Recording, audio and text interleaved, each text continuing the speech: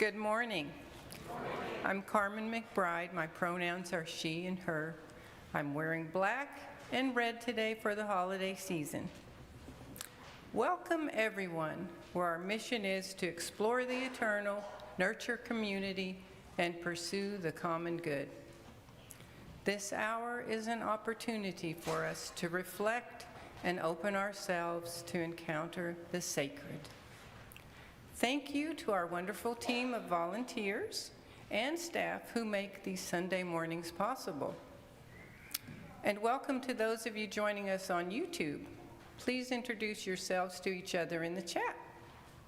Feel free now to check in at one you see on your favorite social media platform and share this experience with your friends. Then please silence all your devices. We always have great events for all ages and interest. Today, be sure to stop by the Daniel Hall for the Fiber Arts Connection Group. They've got a wonderful bazaar going this morning, all sorts of gifts that you can buy for the holidays or for yourself. And join us this evening right here in the sanctuary for this year's winter concert. There's something for everyone here. The songs will be multicultural songs for the holidays, and it will feature One You See musicians, our choir, and special guests. There's also a link online in your order of service if you cannot attend in person. And next Saturday, also at 6 o'clock, please be sure to come to the Yule party, the family Yule party. Bring a Yule-inspired dish for the potluck, and then enjoy music and crafts, singing, and more. See Jessica Lothrop for details. And see your order of service for other events going on. You can also check our weekly newsletter and the One You See website. We want you to be informed and aware that community life is a shared responsibility. If you are not yet on our email list, please scan the QR code in your order of service. There's a lot in this order of service. Sign up, and then you can also click on the newcomer section online. Now, let's take a moment to greet those seated near you and offer a quick greeting back to One You See, and then you'll know what to do when the bell rings.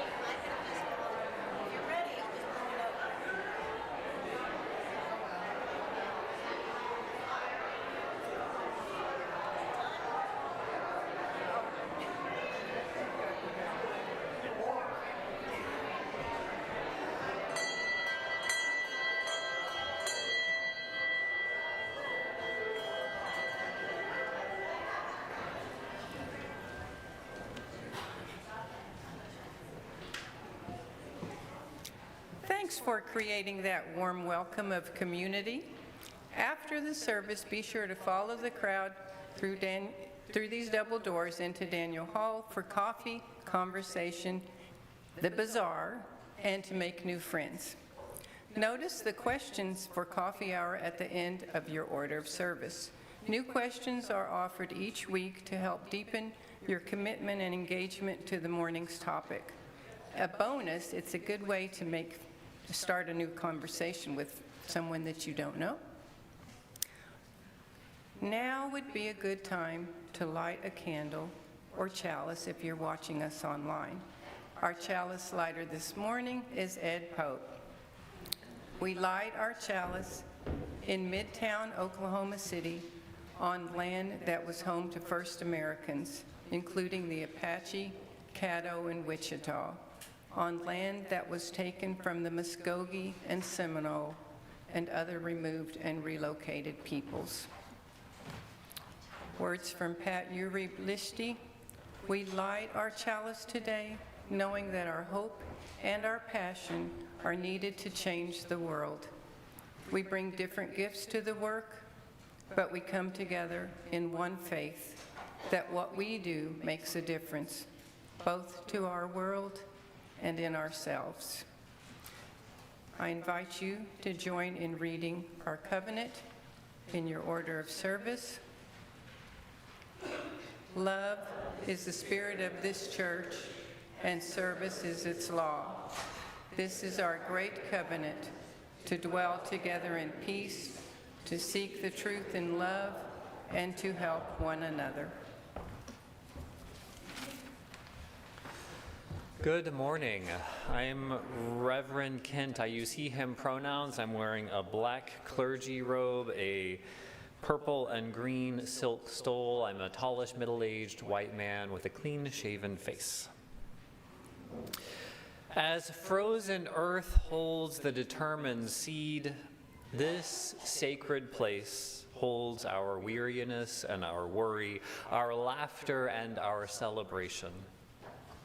Let us bring seed and soul into the light of thought, the warmth of community, and the hope of love.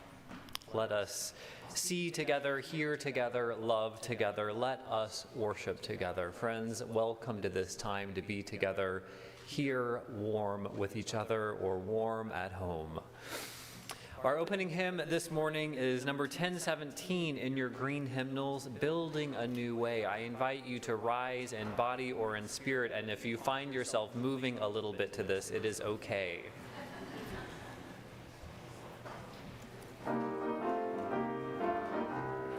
We are building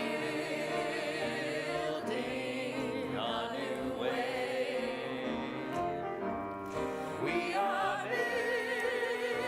building a new way.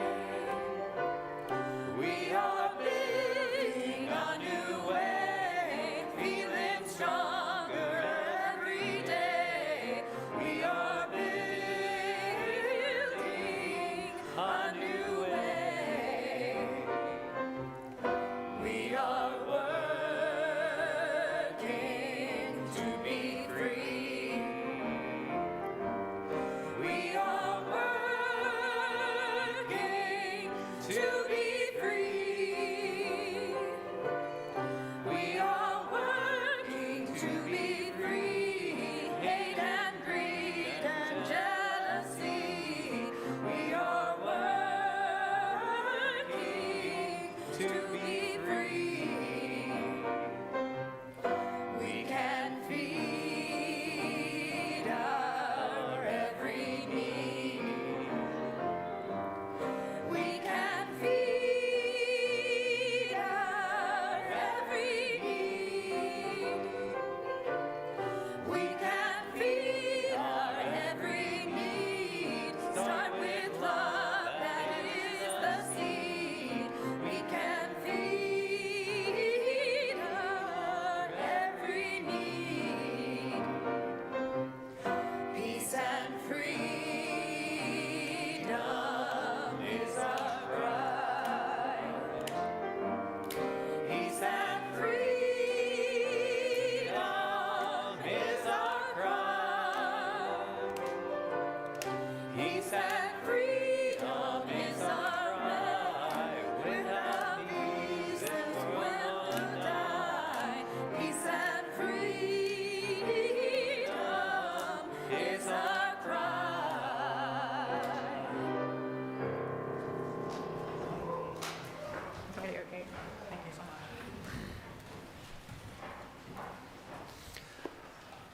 Our prayer this morning comes from the Reverend Erica Hewitt.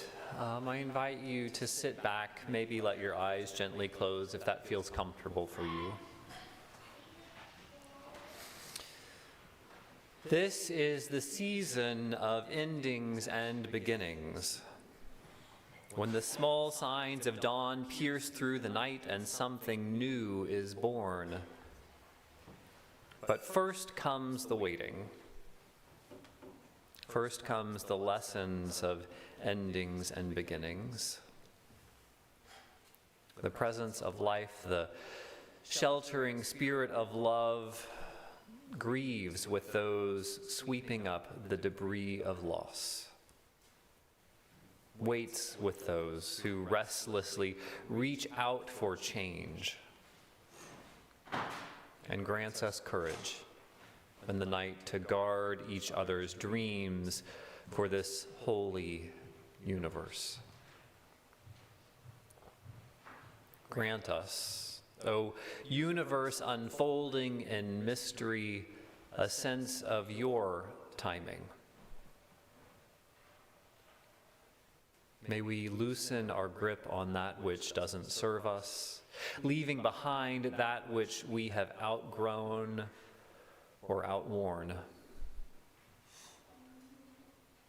Teach us the lessons of beginnings. Remind us that such waitings and endings may be a starting place,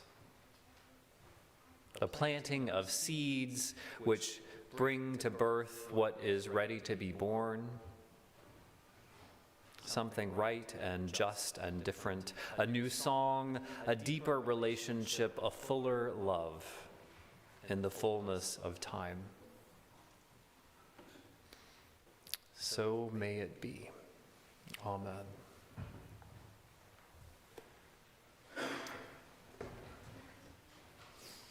For our Time for All Ages today, I want to share with you a little bit about my favorite holiday that is coming up very quickly. It is not Christmas or Hanukkah, it's Yule. Yule is the pagan holiday, but we can all celebrate in different ways. This year it will be Saturday night. That is the longest night of the whole year. You may have noticed that it gets dark really early these days. Well, starting next week on Sunday, the days will start getting longer again. Some people celebrate Yule by holding on to the light, by lighting candles and bonfires and bringing evergreens into their homes or into their places of worship.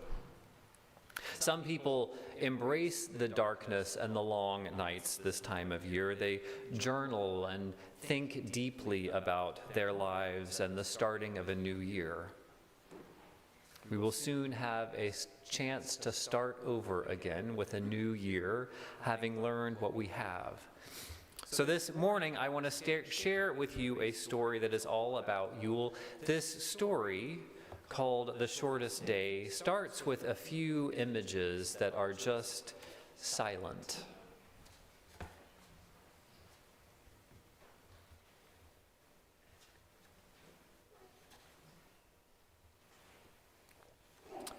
So the shortest day came, and the year died. And everywhere down the centuries of the snow-white world came people singing, dancing, to drive the dark away. They lighted candles in the winter trees. They hung their homes with evergreen. They burned beseeching fires all night long to keep the year alive. And when the New Year's sunshine blazed awake, they shouted, reveling. Through all the frosty ages, you can hear them echoing behind us if you listen. All the long echoes sing the same delight. This shortest day, as promise, wakens in the sleeping land. They carol, feast, give thanks, and dearly love their friends and hope for peace. And so do we, here, now, this year, and every year. Welcome, Yule. Here ends our story. And we will send our young ones and youth on their way for a club time together with, Christmas tree? Yes. I will repeat the first line twice. Kate will repeat the first line twice.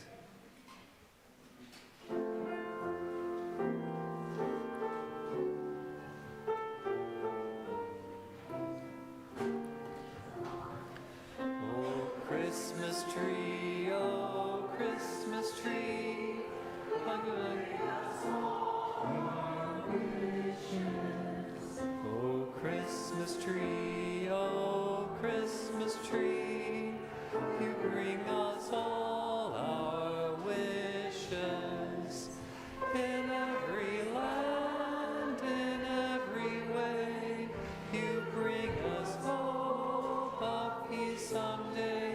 Oh Christmas tree, oh Christmas tree, you're telling us it's Christmas.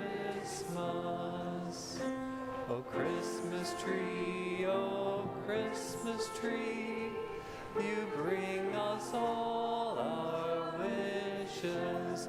Oh Christmas tree, oh Christmas tree, you bring us all our wishes. In every land, in every way, you bring us hope of peace someday. Oh Christmas tree, oh Christmas tree, you bring us, it's Christmas.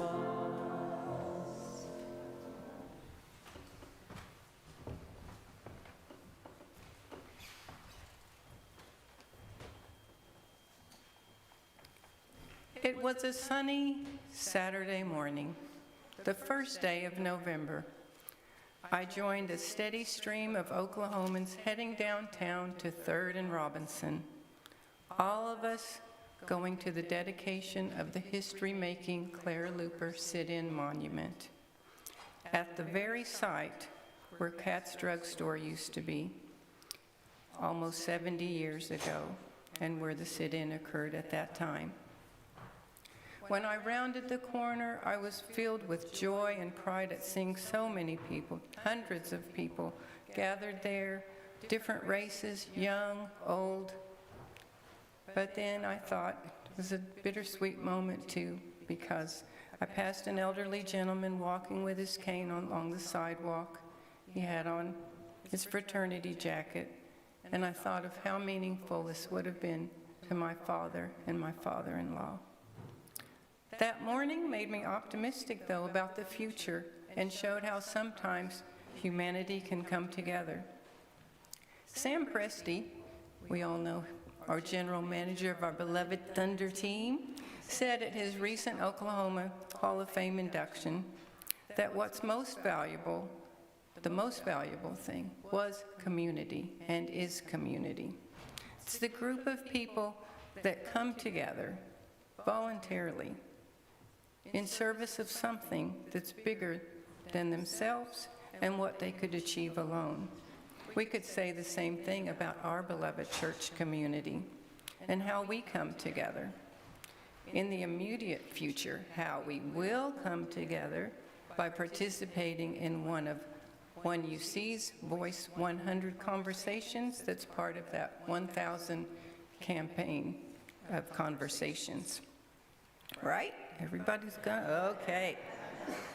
And once we know what the issues are that matter most to us, then individually and collectively, we can work on solving them. A favorite author of mine, Anne Lamott, said, "Sometimes hope is a radical act, sometimes a quietly merciful response, sometimes a second wind, or just an increased awareness of goodness and beauty." With all the turmoil in the world today, and just life in general, I have days where I want time to stand still. From job searching, relationships, home, car maintenance, or when I seem to move like Flash. You know, that's the sloth in Zootopia, not getting much of anything accomplished. And every day, my spirit is weakened by the news I hear. Yet every day, it is buoyed by something good or awe-inspiring, often from nature, and from thinking of 4 things that I'm grateful for each night before I go to bed. I have hope that tomorrow will be the day I can be my best self. I finally had the chance to watch one of my favorite childhood stop-motion animated shows, Rudolph the Red-Nosed Reindeer, with my mom one evening this week. Rudolph, Unicorn Cornelius, the miner looking for peppermint, and Hermie, the elf who wanted to be a dentist. They marched to a different beat, each unique, though, as each of us are.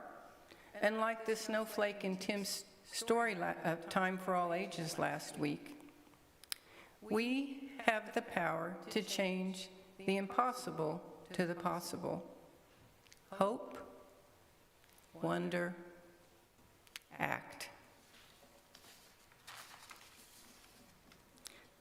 Generosity is a spiritual practice that we embrace every Sunday when we take an offering. All cash and designated checks are distributed directly to external nonprofits doing good work in the world. Our December Change for Change recipient is the UU Service Committee. In 1940, its predecessor was established to coordinate humanitarian efforts and offer aid to European refugees during World War II. Since then, the UUSC has bolstered grass-led movements for change in the United States and around the world, from organizing exploited migrating workers in Texas in the 40s, providing economic support to Central American communities in the 80s, and addressing Rwandan genocide in the 1990s, and then working to stop the impacts of climate change in the 2000s and beyond. UUSC's history has consistently centered on the needs and solutions of communities experiencing oppression and injustice. As we enjoy the offertory music, our ushers will pass the offering plate in the sanctuary. Online, you can make a gift to one you see through the website or mail a check to First Unitarian and put Change for Change in the memo line. Ushers, please come forward and receive the offering.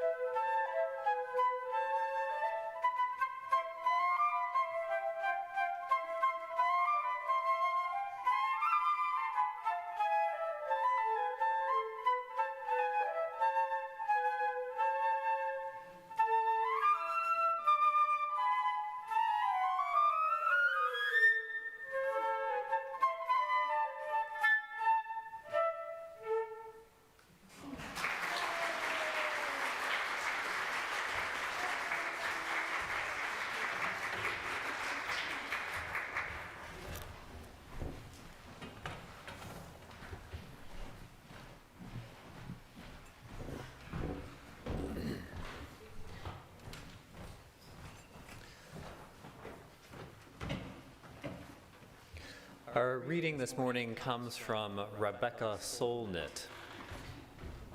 She writes, "Optimists think it will all be fine without our involvement. Pessimists take the opposite position. Both excuse themselves from acting.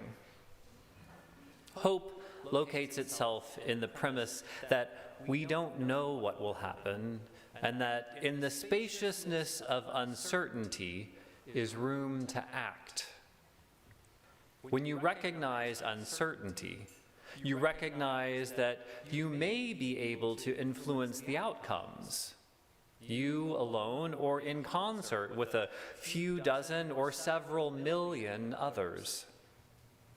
Hope is an embrace of the unknown and knowable, an alternative to the clarity of both optimists and pessimists. It's the belief that what we do matters, even though how and when it may matter, who and what it may impact, are not things we can know beforehand. Here ends our reading.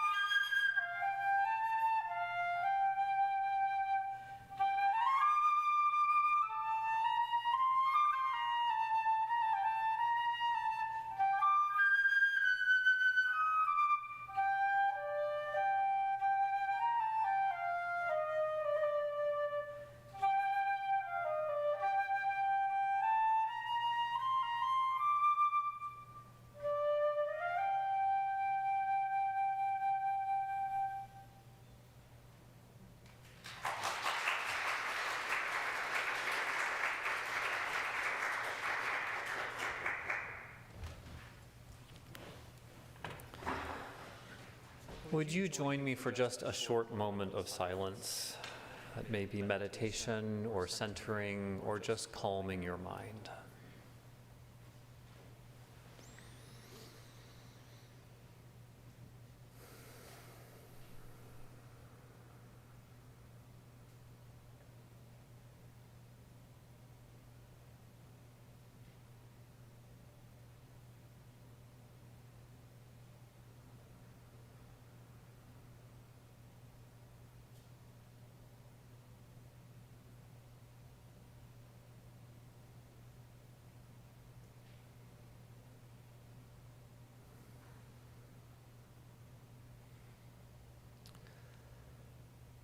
Namaste. Amen, shalom, and blessed be.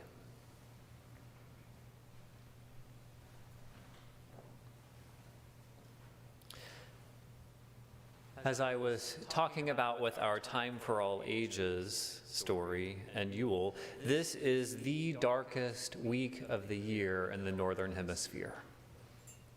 It's no surprise that so many holidays converge on this season. We need a little light to get through these few weeks. And when we pass the threshold of the solstice and we make it to the next morning, we have great cause for celebration and the return of the sun and the lengthening of the days. You probably know Hanukkah also appears in this season. This year, it actually begins this very evening, shortly after sundown. I want to remind us of the story behind that Hanukkah tradition. Like most ancient stories that live on, there are a couple of versions. The historical version is that in the year 168 BC, the Syrian tyrant Antiochus Epiphanes sent his soldiers to Jerusalem. The Syrians desecrated the Jewish temple. For Jews in that time, the temple was the holiest place on earth. We know that. But what that meant then was it was the singular place that God literally lived on earth. In that holiest of places, in the temple, the Syrians took it over. Altars and idols of their gods were set up, and Antiochus offered the Jews two options, conversion or death. Shortly after the Syrian invasion, a famous family you may have heard of, the Maccabees, organized a resistance movement. Judah Maccabee became the chief strategist and military leader. Though outnumbered, Judah Maccabee and his fighters won two major battles, beating the Syrians against all odds. Hanukkah evokes images of Jewish valor against overwhelming odds. The other story, the more symbolic, inspirational story, has to do with a lamp. It is said that when the Maccabees reclaimed the temple from Syrian forces, they wanted to rededicate it to their God immediately. There was one big problem. The lamp that is supposed to be lit at all times had only enough olive oil to burn for one day. They lit the lamp with the oil they had, and miraculously it burned for 8 days, allowing them enough time to prepare more oil for the lamp. For many, that story symbolizes God's presence and protection and the triumph of light over darkness. That's why candles are lit for the 8 nights of Hanukkah.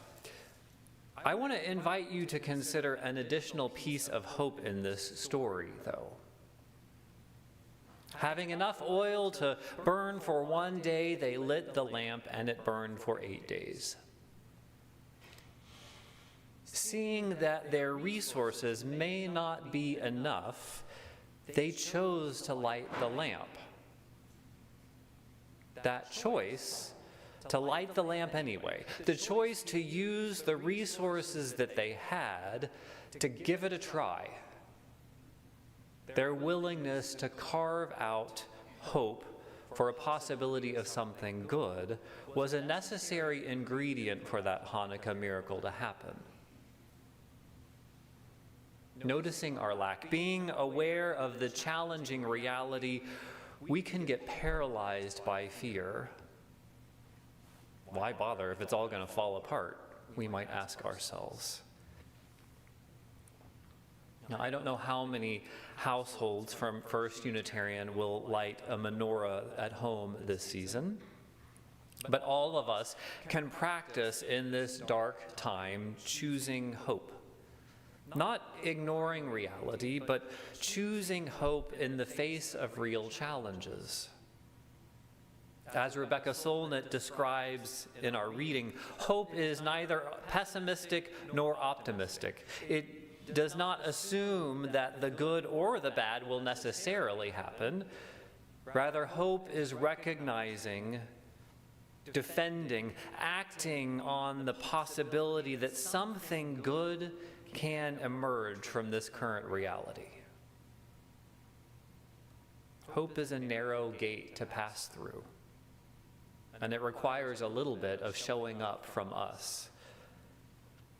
Hope calls us to live in recognition of that possibility of a better future. Last month, for the ministers' reading group, several people joined me in reading the book, A View from the Center of the Universe, Discovering Our Extraordinary Place in the Cosmos. And I know when I read it out loud, it sounds like a book in a Scientology course or something, but it is not. This book was written by an astrophysicist and an attorney who specializes in science policy, Joel Primick and Nancy Ellen Abrams. They delivered some really complex scientific ideas of cosmology. That's what the universe is constructed of and how it came to be that way in a really digestible package. What they uncovered in the description of this great, big, complicated universe were some wonderfully hopeful details for humanity. I was shocked to learn just how much we actually know, or at least have really good theories about. Of course, these are theories, but they have been validated several times. From looking out across the vastness of space, essentially looking back in time, we can witness the earliest moments after the Big Bang. We're learning more about dark matter and dark energy, the formation of galaxies, and the vast, expanding distances that separate the universe. The distance, the isolation, is beyond our basic human comprehension. And with all that information, we can be drawn into despair. We can see humanity as an insignificant blip in the history of creation. Or we can come to see that this moment and the entire history of it all is incredibly special and full of potential. You may have heard it said that we are made of stardust. Well, what the heck does that mean? I finally learned a little bit about that. It's not an exaggeration. We are made of the rarest materials in the universe. Except for hydrogen, which makes up about 1/10 of your weight, the rest of your body is stardust. This is where it gets wacky for a moment. Most of the matter in the universe is neither atomic nor visible. It is not even made up of the particles that compose atoms. Most of the matter of the universe is a strange substance called dark, cold matter. Even stranger, most of the density of the universe is dark energy, which is everywhere in space. Ordinary atomic matter that you and I are familiar with is exceedingly rare. All of the stars and planets and comets and galaxies, all of the forms of visible matter make up about 0.5% of what's out there. Most of that is hydrogen and helium. All the other visible matter, the stuff that makes up our bodies and sustains our lives, is 0.01% of what the universe is made of. And it was generated in the explosion of stars. Now, I'm often amazed at the process of life emerging here on Earth and the evolution that created so much diversity and efficiency and intelligence. If you haven't already, you will hear me wax poetic about that one day. But learning how rare the elements are in the universe that serve as the building blocks for that life, of this process that seems so incredible, was shocking. Here we are, stardust, 0.01% of the universe, beginning to understand the bigger picture. Did you know, the second thing that I learned, at this moment we are roughly at the midpoint of the life of our sun. The sun is considered middle-aged, roughly 4.6 billion years old, and is about halfway through its stable life. That means it has about 5 billion years before it expands and becomes unstable. This moment is the sweet spot.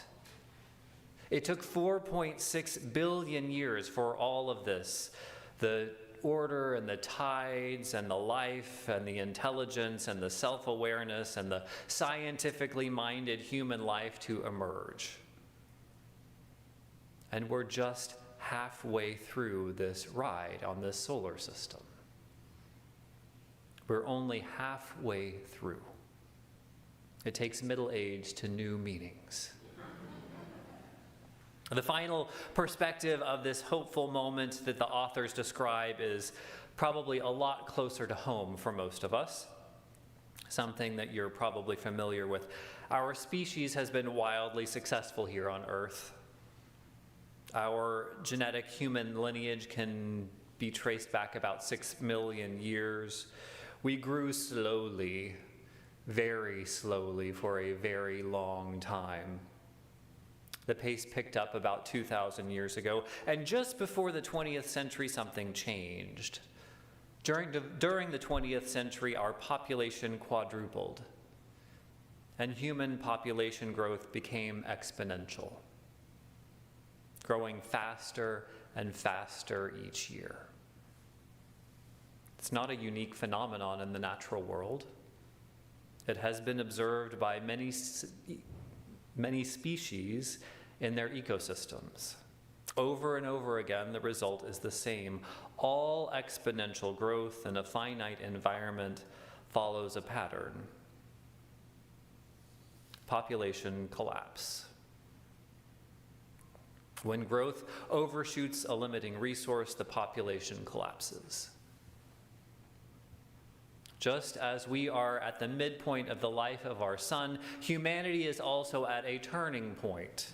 You have heard it 1,000 times. We are on the precipice of widespread environmental collapse. We have not heard as often that if change is made, if radical change is made quickly, future generations can thrive in tremendous comfort and prosperity, as our species has never known before. If we begin to recognize and live within our limits, there is enough for us to thrive here for a long, long time. This is hope, not a particular outcome being promised. Something very good is still possible. In this darkest time of year, in the season of Advent, our Christian neighbors are remembering an ancient hope for the arrival of a Savior of the world in Jesus Christ. We too are in a season of hope, a realization that the salvation of our world is possible. It is at our fingertips. We are here, ready and waiting, hoping we can find the courage to respond to this moment. This narrow road of hope is part of our Unitarian and Universalist traditions. We didn't always call ourselves Unitarians. For a long time, that was a big, bad insult. It was the worst thing you could call a bunch of liberal Christians in the Boston area. After years of the insult, in 1819, William Ellery Channing preached the sermon Unitarian Christianity, and for the first time in America, he accepted this label of Unitarian and said, okay, fine, we're Unitarians, but this is what we believe. The orthodoxy in those days was about predestination. Christians believed that humans could be saved from the fiery pits of hell only by the grace of God. There weren't enough good deeds or prayers in the world to improve your lot. It was up to God's hands, because we humans were basically rotten. But in 1819, William Ellery Channing said, okay, we are Unitarians. Here's what we believe. We believe in one God, not a Trinity. We believe in understanding the Bible as a historical document from a particular time that takes a whole lot of interpretation to really understand. Most importantly, Channing made it clear that we humans have within us a gift or potential. We have access to reason and knowledge. We have the capacity for morality. We can become better people. And the most important piece of religious life and community is creating opportunities for all people to learn and grow. That was the foundation for our commitment to women's rights and the abolition of slavery and education and prison reform and just about every other social justice concern. We have consistently advocated for the opportunity for every soul to flourish, because every soul has within them a spark of potential. Here's where the narrow road of hope comes in. Unitarians were not the exact opposite of those grim Orthodox predestination folks. Unitarians were not optimists in the face of pessimists. The goodness of each person was not promised and done. Rather, we believe that there is potential there for goodness. Each person is worthy of a chance to grow. And when we take hope seriously, it's a call to action, to step forward into something better and something new. Our Universalist forebears had a similar challenging sense of hope. Universalists believed that God would never condemn people to eternal punishment, or more broadly, these days we think of it more as terms of love wins. Not punishment, but love is the foundation for our meaning. I may have told it here before, but the conversion story of George de Benneville is always helpful as a reminder of what universalism truly means.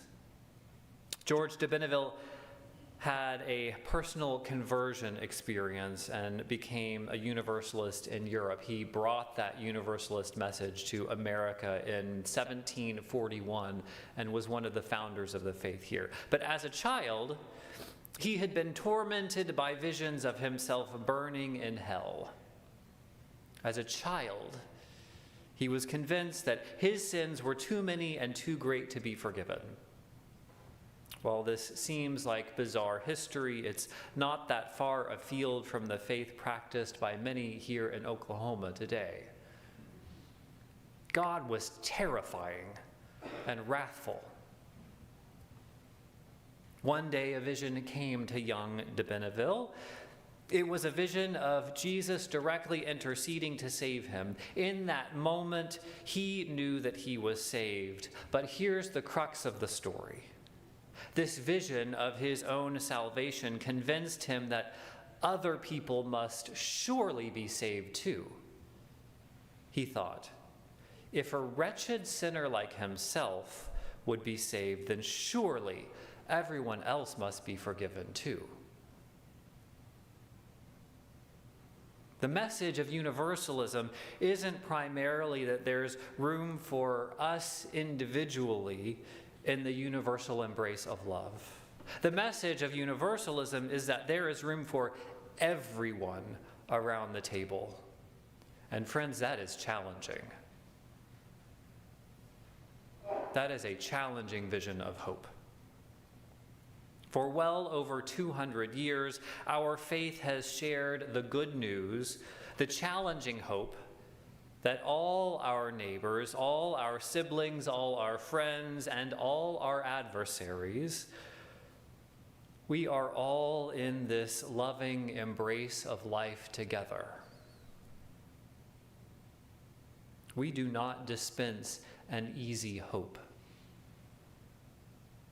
It's a narrow path that calls us forward, but it is a hope grounded in reality. It's a hope that takes seriously the real hardship of life, but it is real. And it is good news that we have been sharing with each other to remind ourselves and to remind our wider world for a long, long time. Amen.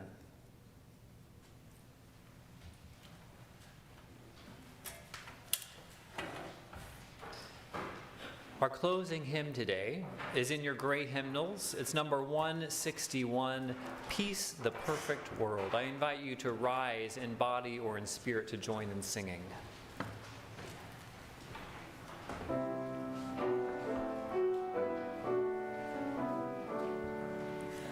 Peace, the perfect word is sounding like a universal hymn.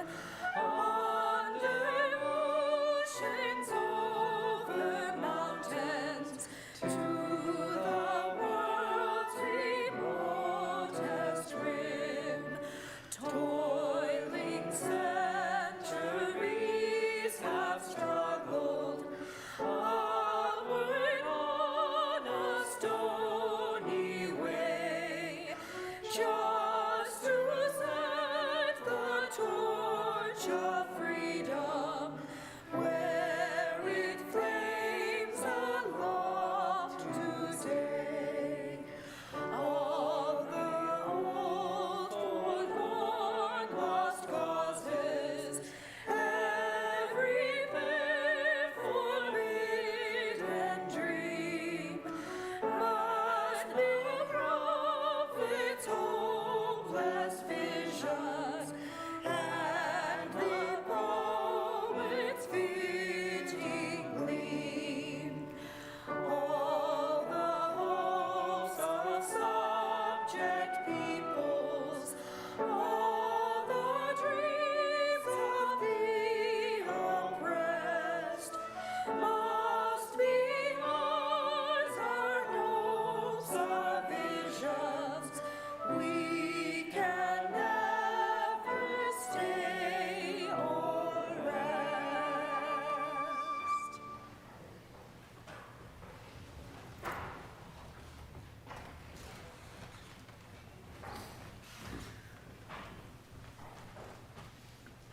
We extinguish this chalice, but not the light of hope, wonder, and action in each of us, knowing we belong here, and we always have. In this season of long, cold nights, hope isn't waiting for us to find it. Hope isn't sitting patiently on the sidelines.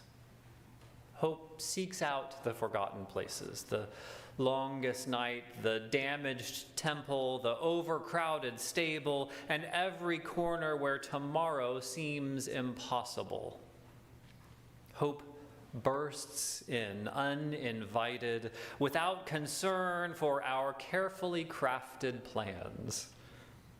Hope shows up as a lamp that keeps burning, as an improbable baby. Hope shows up as sun returning without ever having left. Hope shows up as tomorrow, and then tomorrow, and then tomorrow, until against all odds we feel the future breaking on the horizon. Friends, go in peace. Let the light within you be a blessing to the world.